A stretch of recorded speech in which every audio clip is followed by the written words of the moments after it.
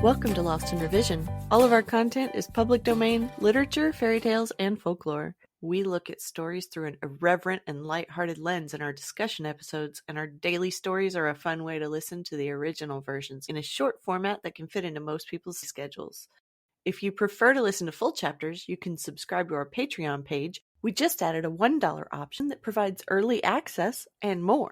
You can check the show notes for our Linktree page, where there are links to all of our public pages, ways to contact us, and all of our content. Our goal is to at least break even to cover our expenses, so any support that you can offer to help us reach that goal helps keep this podcast going and you entertained. All of our music is by Nathan Hubble and is used with his permission. Thanks, and enjoy the show. Will Stutely rescued by his companions. Part 3. Robin Hood stood under the greenwood tree, thinking of Will Stutely and how he might be faring, when suddenly he saw two of his stout yeomen come running down the forest path, and betwixt them ran buxom Macon of the Blue Boar. Then Robin's heart fell, for he knew they were bearers of ill tidings. "Will Stutely hath been taken," cried they when they had come to where he stood. "And is it thou that hast brought such doleful news?" said Robin to the lass. "Ay, marry, for I saw it all," cried she, panting as the hare pants when it has escaped the hounds. "And I fear he is wounded sore, for one smote him main shrewdly in the crown. They have bound him and taken him to Nottingham town, and ere I left the Blue Boar I heard that he should be hanged tomorrow day."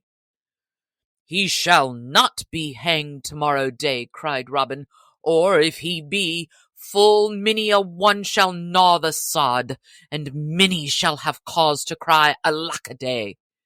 Then he clapped his horn to his lips and blew 3 blasts right loudly, and presently his good yeomen came running through the greenwood until 70 bold blades were gathered around him. "Now hark you all," cried Robin. "Our dear companion Will Stutely hath been taken by that vile sheriff's men. Therefore doth it behoove us to take bow and brand in hand to bring him off again. For I wot that we ought to risk life and limb for him, as he hath risked life and limb for us. Is it not so, my merry men all?" Then all cried, "Aye," with a great voice. So the next day they all wended their way from Sherwood Forest, but by different paths, for it behooved them to be very crafty.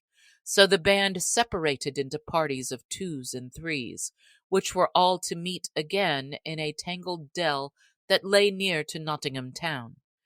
Then, when they had all gathered together at the place of meeting, Robin spoke to them thus: "Now will we lie here in ambush until we can get news, for it doth behoove us to be cunning and wary if we would bring our friend Will Stutely off from the sheriff's clutches." So they lay hidden a long time, until the sun stood high in the sky. The day was warm, and the dusty road was bare of travelers, except an aged palmer who walked slowly along the high road that led close beside the grey castle wall of Nottingham town. When Robin saw that no other wayfarer was in sight, he called young David of Doncaster, who was a shrewd man for his years, and said to him, "Now get thee forth, young David, and speak to yonder palmer that walks beside the town wall, for he hath come but now from Nottingham town, and may tell thee news of the good Stutely perchance." So David strode forth, and when he came up to the pilgrim, he saluted him and said, "Good morrow, holy father, and canst thou tell me when Will Stutely will be hanged upon the gallows tree? I fain would not miss the sight, for I have come from afar to see so sturdy a rogue hanged." "Now out upon thee, young man," cried the palmer, "that thou shouldst speak so when a good stout man is to be hanged for nothing but guarding his own life." And he struck his staff upon the ground in anger. "Alas, say I, that this thing should be, For even this day toward evening, when the sun falleth low, shall he be hanged, 80 rods from the great town gate of Nottingham, where 3 roads meet. For there the sheriff sweareth he shall die as a warning to all outlaws in Nottinghamshire. And but yet I say again, alas! For though Robin Hood and his band may be outlaws, yet he taketh only from the rich, and the strong, and the dishonest man, while there is not a poor widow nor a peasant with many children nigh to Sherwood, but has barley flour enough all the year long through him.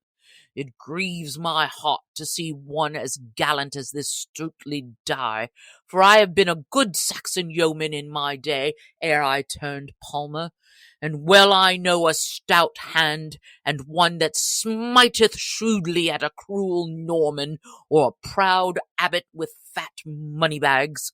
Had good Stuteley's master but known how his man has compassed about with his perils, perchance he might send succor to bring him out of the hand of his enemies. I hope you're enjoying the stories. We sure are enjoying creating this for you.